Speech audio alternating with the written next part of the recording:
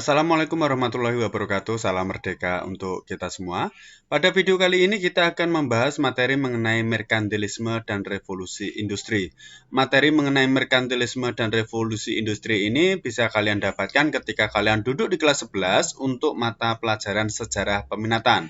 Mari langsung saja kita bahas materi secara ringkas, lugas, dan semoga jelas. Yang pertama kita pelajari adalah merkantilisme. Merkantilisme sendiri berkembang dari tahun 1500 sampai 1750. Pengertian dari merkantilisme yakni upaya dari sebuah negara dalam rangka menumpuk kekayaan berupa logam mulia yakni emas dan perak. Dalam hal ini berfokus pada neraca perdagangan yang surplus. Kemudian negara menjadi pelaku utama serta pengendali perekonomian negara atau lebih terkenal dengan namanya etatisme. Merkantilisme mendorong terjadinya revolusi industri di Inggris.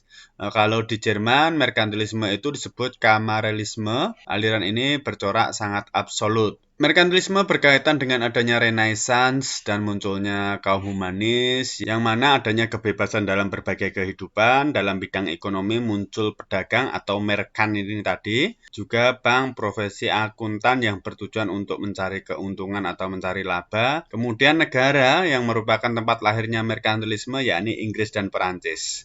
Dalam hal ini nanti terjadi persaingan antara pedagang Eropa. Adapun kebijakan yang diterapkan kaitannya dengan merkantilisme yakni memperoleh keuntungan yang sebesar-besarnya dari perdagangan internasional, kemudian melibatkan pemerintah dalam lapangan usaha dan perdagangan, meningkatkan ekspor dan mengurangi impor, melarang ekspor emas dan perak. Selanjutnya adalah memonopoli pasar, kemudian meningkatkan pertambahan penduduk sebagai tenaga kerja industri.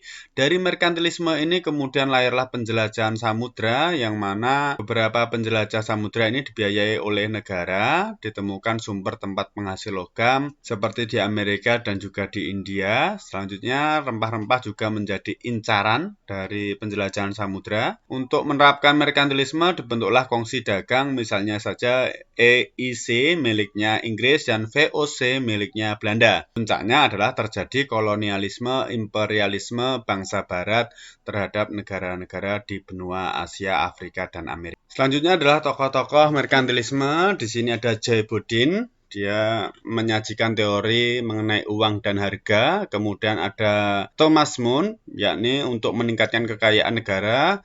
Cara yang biasa dilakukan adalah dengan melalui perdagangan. Pedoman yang dilakukan adalah nilai ekspor yang ke luar negeri harus lebih besar dibandingkan dengan nilai impor. Kemudian ada Jean Baptiste Colbert, yang mana tujuan dari kebijakan merkantilisme sendiri yang dibuat oleh Colbert lebih diarahkan pada kekuasaan dan kejayaan negara daripada untuk meningkatkan kekayaan orang per orang. Dan yang terakhir adalah Sir William Petty. Juga muncul tokoh penentang dari merkantilisme, yakni ada Adam Smith dan David Hume. David Hume ini mengkritik merkantilisme, menganggap bahwa merkantilisme ini dapat menyebabkan potensi inflasi akibat penumpukan logam mulia. Selain itu, juga Adam Smith melakukan kritik terhadap merkantilisme, di mana ukuran kemakmuran suatu negara tidak seharusnya ditentukan oleh banyaknya logam mulia yang dimiliki, akan tetapi kemakmuran sebuah negara ditentukan berdasarkan pada nilai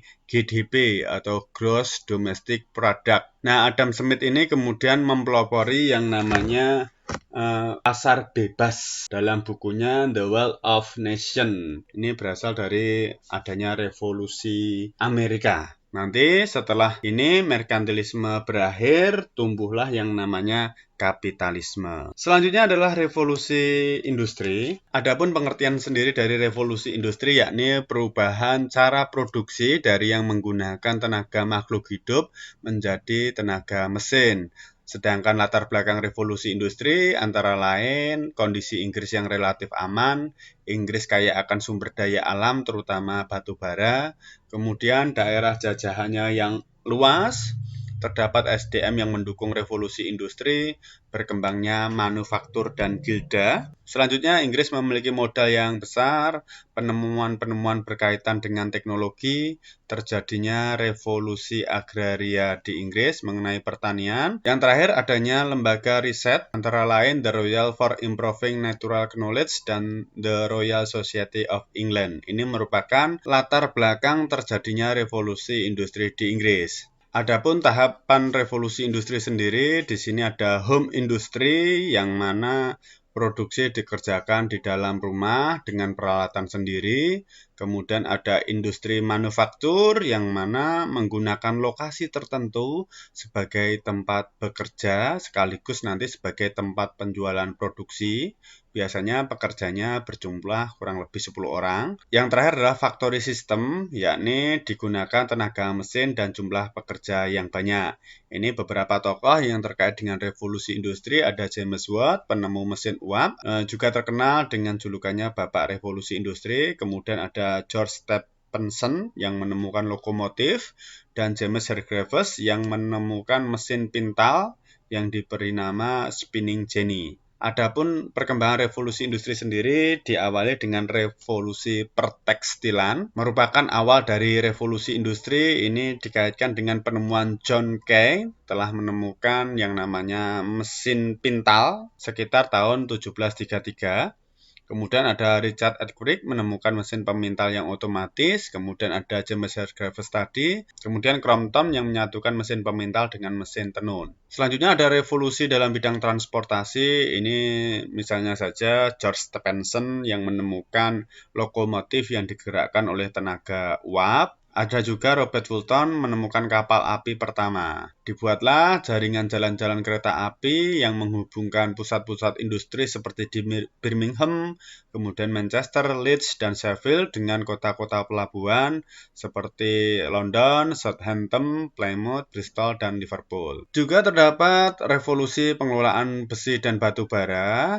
Ini Abraham Darby menggunakan batu bara untuk melelehkan besi. Inggris dikenal sebagai negara penghasil besi dan baja yang berlimpah dan berkualitas yang tinggi. Adapun dampak revolusi industri sendiri dalam bidang ekonomi, adanya perubahan sistem perekonomian dari agraris menjadi ekonomi industri. Kemudian hasil barang produksi yang melimpah, produksi barang lebih cepat, mudah, dan massal, meningkatkan taraf hidup masyarakat, munculnya kota-kota industri, berkembangnya kapitalisme. Selanjutnya banyak industri kecil yang gulung tikar. Dalam bidang sosial, adanya arus urbanisasi yang besar, kesenjangan antara pemilik modal dengan pekerja, lahirnya kelas buruh atau kita lebih mengenalnya dengan kaum proletar, terjadinya polusi udara, munculnya individualisme, munculnya revolusi sosial yang berakibat dikeluarkannya beberapa undang-undang, misalnya saja Combination Act, yakni undang-undang yang mendorong pembentukan serikat pekerja di berbagai kota di Inggris. Kemudian ada